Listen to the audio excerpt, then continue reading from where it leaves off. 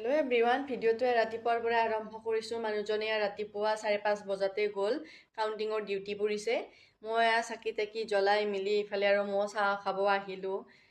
চাহ নবনালোঁ, ইফালে আকৌ কিবা এটা গান মনত পৰি অকণমান নাচিয়ে দিলোঁ।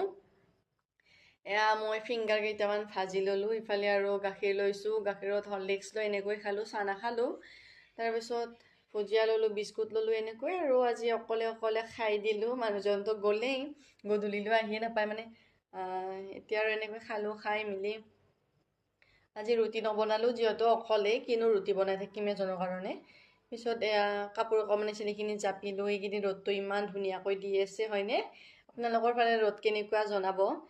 কাপোৰো ধুলোঁ, খৰিবিলাক মেলি দিলোঁ। মই বোলো টাবকেইটাও বাহিৰত উলিয়াই নিওঁ, এইবিলাক চব ভিতৰত থাকে, সেইকাৰণে বোলো 1 ঘণ্টামানৰ কাৰণে ৰ'দটো পাবলৈ দিওঁ। যিহেতু মানুহজন নাই, মই কিনো আৰু ভাত বনাই খাই থাকিম। আজি আৰু সোমবাৰ নিৰামিষ। আলু ভাজিলোঁ আৰু ৰুটি বনাই আছোঁ, ঘিৰে ভাজিলোঁ, এনেকৈ আৰু। তাৰপিছত আৰু এইটো কোনে কোনে কৰি ভাল পায় জনাব দিয়া। তাৰপিছত চাউ নলাই আৰু ধোৱাটো ইমান ভাল পাওঁ এনেকুৱা কৰি মই। আৰু খাই মেলি অকণ সময় ৰেষ্ট ল'লোঁ।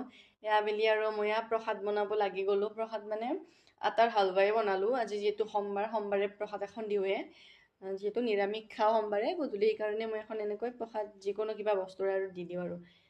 এনেকৈ আৰু হালৱা বনালোঁ।